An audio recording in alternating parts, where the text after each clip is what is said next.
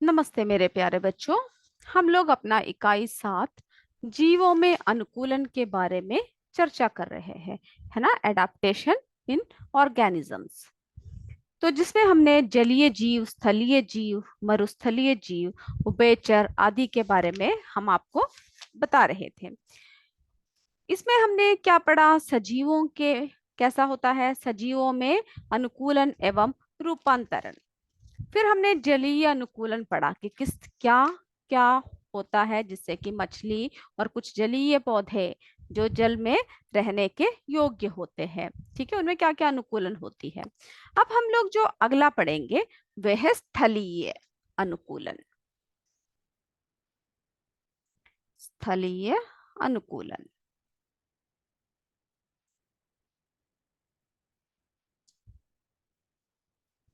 स्थलीय अनुकूलन। स्थलीय अनुकूलन। तो जैसे पता है, जो स्थल में रहते हैं, जो लैंड में रहते हैं, है ना, वे क्या कहते हैं? स्थलीय जीव कहते हैं। जैसे स्थलीय जंतु, जैसे कि आपने देखा होगा बहुत सारे जानवर, है ना, हम लोग मनुष्य, जैसे कि बिल्ली, कुत्ता, सियार, शेर, भेड़, बकरी, गाय, कैसे है? जैसे स्थलीय। हम लोग कहाँ पे रहते हैं? सब स्थलीय में रहते हैं, यानी स्थानों में रहते हैं, लैंड में रहते हैं।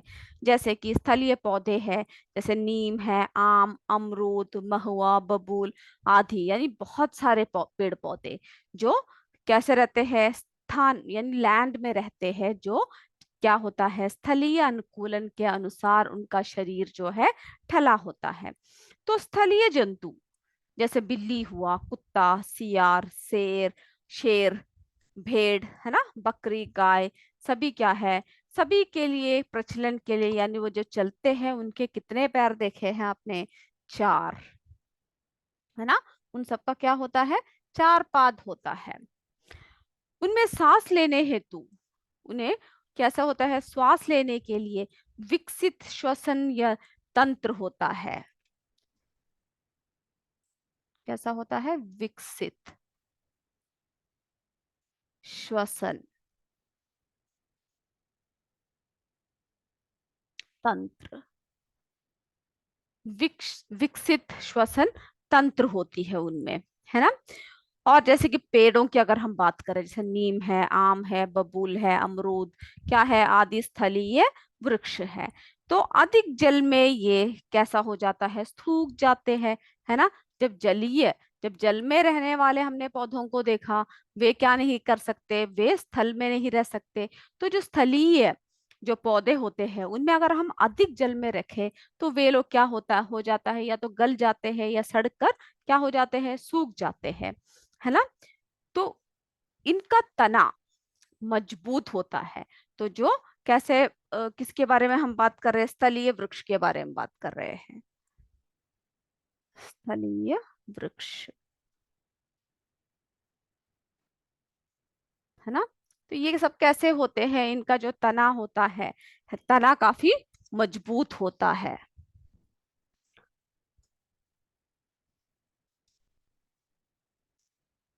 तना कैसा होता है?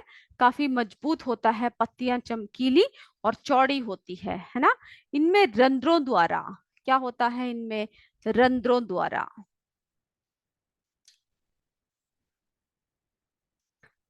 गैसीय आदान प्रदान होता है। और जड़ तंत्र जो है इनका कैसा होता है? अच्छे से विकसित होता है। जड़ तंत्र कैसा होता है? विकसित होता है।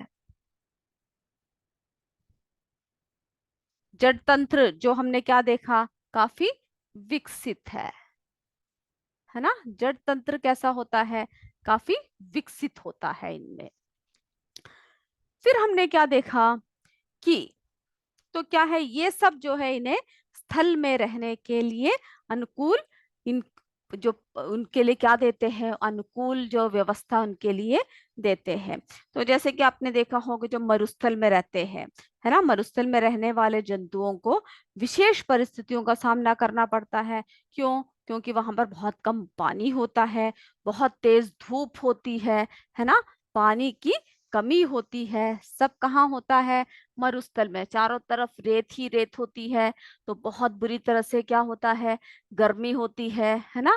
रातें काफी ठंडी होती है, और सुबह क्या होता है, दोपहर सबको क्या होता है, काफी गर्मी होती है। तो जो है, जैसे कि मरुस्थल में रहने वाले जंतु है, जैसे ही मरुस्थल में रहने वाले जंतु की बात करें, सबसे पहले आपके दिमाग में कौन आता है? ऊंट आता है ना। तो मरुस्थल में जो रहने वाले जंतुओं को जो होता है, विशेष परिस्थितियों का सामना करना पड़ता है। जैसे क्या क्या परिस्थितियां हैं? पानी की कमी, है ना, पानी की कमी होती है। फिर क्या होता है? तेज धूप होती है। फिर क्या होता है? फिर कैसा होता है? गर्म होता है। फिर कहाँ पर चलना पड़ता है उन्हें? बालू यानी रेत में चलना पड़ता है, में चलना। ठीक है, तो ये सब क्या है? उपयुक्त परिस्थितियों के समाधान हेतु मरुस्थलीय जंतुओं में क्या होता है? जल संचय, यानी वे कितने भी समय तक प्यासे रह सकते हैं। उनमें क्या होता है? जल संचय होता है। और फिर कैसा होता है? उनमें जो है खुरदरी त्वचा होती है, अधिक बाल होते हैं, लंबे पैर होते हैं, जैसे कि आपने ऊंट सबका देखा, गद्देदार तलवे, है ना। ये सब जो है रेगिस्तान में चलने के लिए इनको क्या होता है? अनुकूलित होता है। रेगिस्तान में चलने के लिए ये सब अनुकूलित होता है। जैसे कि ऊंट को आपने देखा है ना, आपके इसमें एक चित्र भी दे रखा है, चित्र 7.4।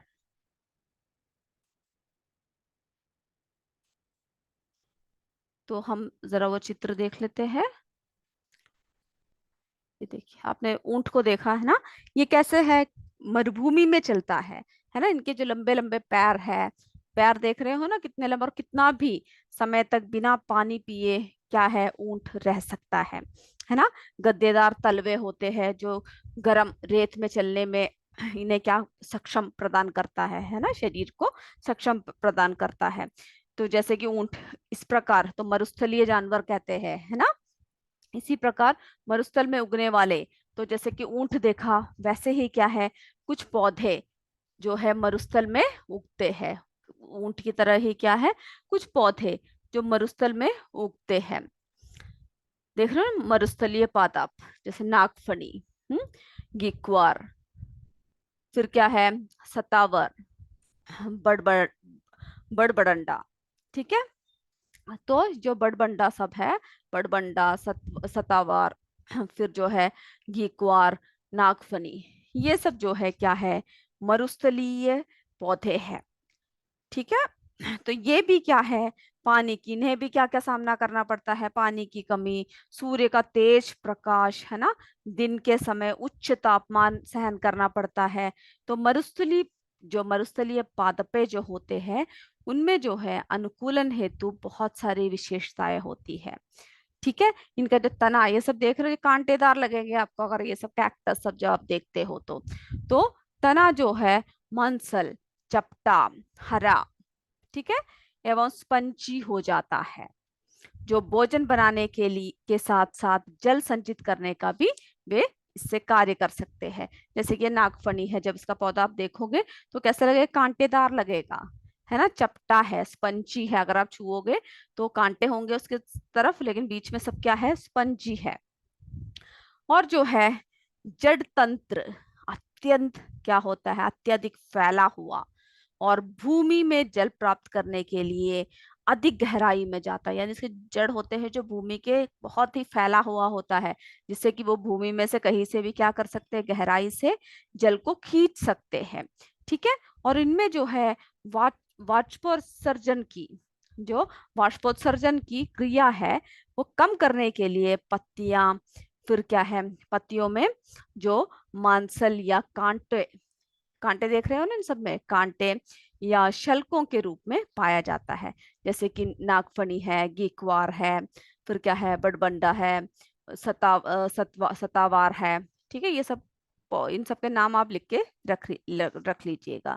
तो जो पत्तियों में रंध्रों यानी पत्तियों में जो है रंध्र गड्ढों में धसे होते हैं, और जिससे कि वाष्पोत्सर्जन कम होता है, जैसे कि कैनर। ठीक है, कैनर, जो कैनर का जो पौधा है उन सब में क्या है, वाष्पोत्सर्जन कम होता है। तो जो वहां पर जैसे रहते हैं जो मरुस्थलीय, क्या देखा हमने, ये पादपों के चित्र, और आप क्या कीजिएगा, इन सब के जरा नाम भी लिख के रख लीजिएगा। ठीक है, तो हमने मरुस्थलीय किसके बारे में बात किया, जंतु के बारे में बात किया, और मरुस्थलीय किसके बारे में, पादपों के बारे में।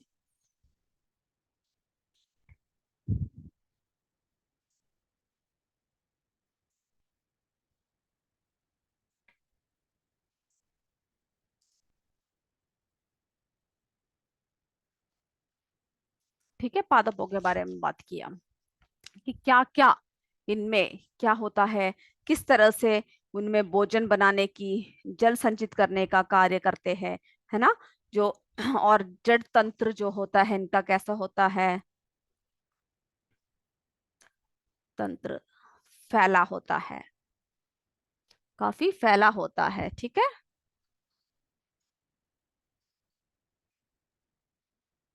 ताकि वो भूमि से जल प्राप्त करने में अधिक गहराई तक जा सके। और वाष्पोत्सर्जन की क्रिया कम करने के लिए पत्तियां मांसल या कांटों या शल्कों के रूप में पाया जाता है। तो यानी जो वाष्पोत्सर्जन की क्रिया है ये कम करने के लिए इनकी पत्तियां किस तरह से होती है, जैसे कांटों के रूप में होता है। ठीक है, जैसे नागफनी, घीक्वार, हमने जो जो उदाहरण देखे उन सबका भी आप नाम लिख लिख लीजिएगा। और जो इनकी पत्तियां होती है, पत्तियों में रंध्र,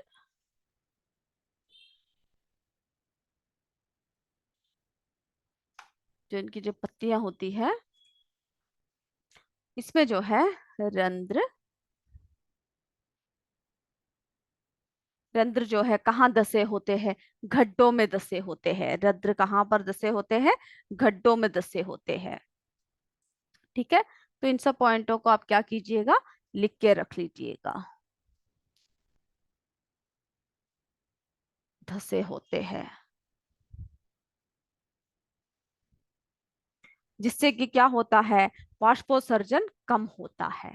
ठीक है, और जो कीट तथा पक्षी हवा में उड़ते हैं, इन जंतुओं में उड़ने हेतु शरीर में अनेक प्रकार के अनुकूलन होते हैं।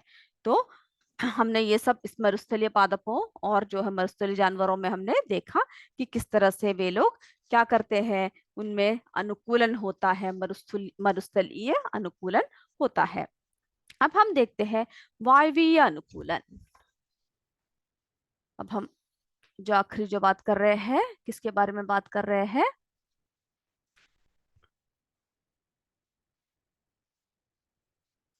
वायवीय अनुकूलन।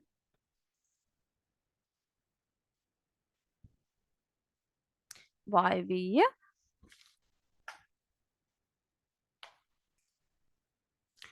अनुकूलन,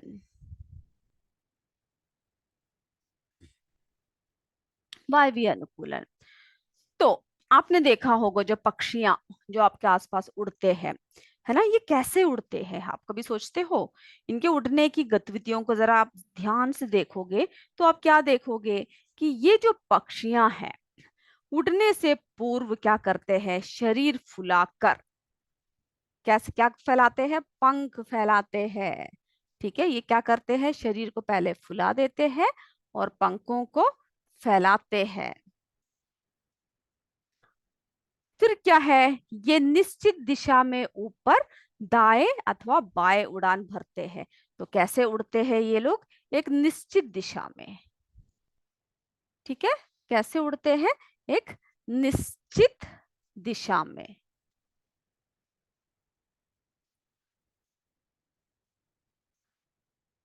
यानी निश्चित दिशा में ऊपर उड़ते हैं, दाएं उड़ते हैं अथवा बाएं उड़ान भरते हैं। इसी प्रकार जो है कीटों को भी, कीटों में भी उड़ने की प्रक्रिया होते हैं। आपने देखा होगा ना, बहुत सारे कीड़े मकोड़े जो है क्या है, कीट सब उड़ते हैं। तो इनमें भी क्या होती है, शरीर में इनमें भी प्रतिकूलन होती है कि किस तरह से वे उड़ सकते हैं। ठीक है, कीड़े किस तरह से उड़ सकते हैं। तो कीटों में देखते हैं कैसा अनुकूलन होता है। कीटों में अगर आप उन ध्यान से देखोगे तो क्या देखोगे, इनका शरीर काफी कैसा होता है, छोटा होता है ना, छोटा होता है। इनके शरीर जो है अन्य अक कैसा होता है, इनका शरीर जो है अन्य अकेशक केशकरीय जंतु जैसे केचुआ है ना, अकेशकरीय जंतुओं के बारे में हमने बात किया था, जो जैसे कि क्या है, केचुआ, सॉरी क्या है, हाँ जैसे जैसे केचुआ, जिनमें क्या होता है, जिनमें रीढ़ की हड्डी नहीं होती है ना। जैसे घोंगा की तुलना में ये काफी क्या होता है, हल्के होते हैं। जब ये उड़ते हैं तो दो जोड़ी पंख फैला लेते हैं। जब ये छोटे छोटे कीड़े उड़ते हैं तो अपने कितने जोड़ी पंख होते हैं, इनके दो जोड़ी पंख होते हैं, उनको ऐसे छोटा छोटा करके फैला लेते हैं। और इनके शरीर में जो है इनमें क्या होता है, श्वासरंध्र है ना, जो श्वास लेने की श्वास रंध्र होते हैं। क्या होते हैं, श्वास रंध्र होते हैं। इनके शरीर में क्या होते हैं, इनके शरीर में श्वास रंध्र होते हैं। ठीक है, रंध्र होते हैं, जिनसे कि शरीर में हवा भरती और निकलती है, जिनकी वजह से क्या होता है, इनके शरीर में हवा भरती है और साथ में ही निकल जाती है। इसी कारण इनका शरीर हल्का होता है ना, कैसा होता है, हल्का होता है।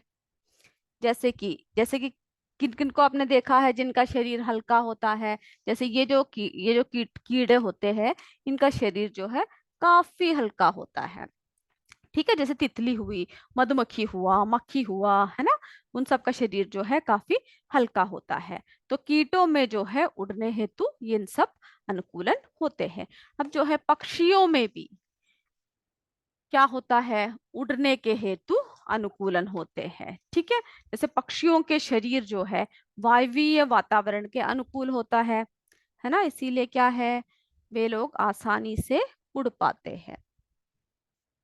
तो पक्षियों में भी क्या होता है, वायवीय वातावरण के अनुकूल होती है। इनके शरीर का आकार कैसा होता है, नौकादा नौकाकार। ठीक है, कैसा होता है, नौका नौका की तरह होती है का, तथा कैसा होता है, धारा रेखित होता है, धारा रेखित। ठीक है, कैसा होता है, धारा रेखित होता है।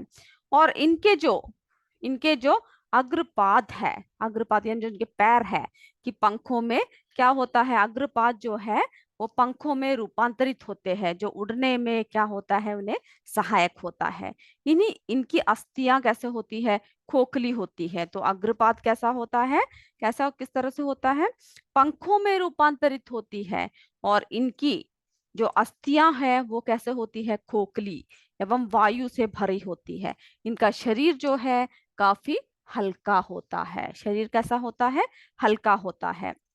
और फेफड़ों में जुड़े वायु कोशों में हवा भर जाता है। ठीक है, जो उड़ते समय क्या करता है, इनके शरीर को हल्का रखता है, क्योंकि अगर हम चाहे कि हम उड़ सके तो क्या हम उड़ पाएंगे, नहीं।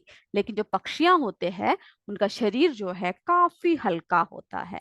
ठीक है, काफी हल्का होता है। इस तरह का विशेष रूपांतरण केवल कहाँ कहाँ पर होता है, पक्षियों में होते हैं, जैसे कि तोता हुआ, कबूतर हुआ, गौरैया हुआ आदि। ठीक है, तो इससे क्या स्पष्ट है कि कीटों और पक्षियों को उड़ने के लिए विशेष अनुकूलन है। ठीक है, आपने बहुत पहले क्या है, डायनासोर के बारे में आपने सुना होगा है ना, कि बहुत पहले भूमि पर कौन रहते थे, डायनासोर रहते थे। ये लाखों वर्ष पूर्व पृथ्वी पर पाए जाते थे, परंतु आज पाए जाते हैं क्या, नहीं। हम सिर्फ फिल्मों में देखते हैं उन्हें, है ना, परंतु आज नहीं पाए जाते हैं। तो ऐसे ही कई जीव की प्रजातियां क्या है, विलुप्त हो गई है, जो कई नई प्रजातियों का उद्भव भी हुआ है। तो यानी कई ऐसे जानवर और जंतुएं हैं जिनकी प्रजाति जो है विलुप्त हो गई है, क्योंकि भूमि जो है उनके अनुकूलन नहीं है अभी। ठीक है, उन्हें रहने के अनुकूलन नहीं है, और नए नए प्रजातियों का उद्भव हुआ है। तो विलुप्तीकरण यानी विलुप्तीकरण एवं उद्भव प्रक्रिया वातावरण में। तो यानी जो विलुप्त हो जाते हैं, एक समय ऐसा आता है जब क्या हो जाता है, जब हम लोग इस भूमि में रहने लायक हमारे लिए क्या नहीं होता, यहाँ की जो है अनुकूल परिस्थिति नहीं होती, तब क्या हो जाते हैं हम लोग सब विलुप्त यानी गायब हो जाते हैं। और कई बार क्या होते हैं, नए नए वंशों का उद्भव होता है, यानी कई नए नए जातियां, कई नए नए नए नए क्या होता है, जो उद्भव होता है ना, चाहे कोई भी जनजातियां हो, पक्षियां हो, जानवरें हो। तो ये प्रक्रिया में वातावरण में होने वाले परिवर्तन जो विलुप्त हो जाते हैं, उद्भव हो जाता है। तो इन प्रक्रिया में जो वातावरण में होने वाले परिवर्तन है, इसके लिए क्या है, हम सबके लिए क्या विशेष है, अनुकूलन का बहुत ही विशेष महत्व है। तो इस इकाई से हमें क्या क्या समझ में आया कि वह स्थान जहां पर कोई जीवदारी को पर्याप्त भोजन मिलता है, सुरक्षा मिलता है, रहने योग्य है ना, रहने योग्य क्या है, अनुकूल दिशाएं उपलब्ध होती है, उसका वासस्थान कहते हैं। उसको क्या कहते हैं, उसका वासस्थान कहते हैं, है ना। ये हमने पढ़ा। जल में रहने वाले जलीय जीव, स्थल में रहने वाले स्थलीय जीव कहते हैं। और जो जीव जल और स्थल दोनों में रहते हैं उन्हें क्या कहते हैं, उभयचर कहते हैं। ठीक है, ये सब हमने इस पार्ट में पढ़ा। उसके बाद फिर क्या पढ़ा, आकृति, आकार, रंग रूप, संरचना तथा आवास संबंधी लक्षणों में ऐसा परिवर्तन जो जीवों को विशेष पर्यावरण में सफलता पूर्वक जीवित यानी जीवन बिताने के लिए सहायक होता है, उसे हम क्या कहते हैं, अनुकूलन। ठीक है, उसे हम क्या कहते हैं, अनुकूलन कहते हैं। और मछली की के शरीर पर स्थित जलरोधी शल्क और जलक्लोम धारा रेखित शरीर है ना, जलीय जीवन के लिए अनुकूलन है। और ऊंट में जो है, जो रेगिस्तान में जो रहते हैं, वो जल के संचय की क्षमता, खुरदरी त्वचा, लंबे पैर है ना, गद्देदार तलुए, सभी क्या है, रेगिस्तान में रहने के लिए अनुकूलित होते हैं। और पक्षियों का हमने क्या देखा, जो उनकी अग्रपाद है वो किस रूप में, पंख के रूप में। ठीक है, अग्रपाद जो है पंख में रूपांतरण, उनकी खोखली हड्डियां वायु कोश में उड़ने में सहायक होते हैं, यानी वो काफी हल्के होते हैं। तो ये सब बातें हमने इकाई 7 में पढ़ा, जीवों के अनुकूलन में। तो आप इन सभी पॉइंट्स को अच्छे से लिखकर अच्छे से पढ़कर आइएगा। अगले इसमें हम लोग क्या करेंगे, इसके अभ्यास पर प्रश्न करेंगे। तब तक जय विद्या शक्ति, जय हिंद, जय भारत।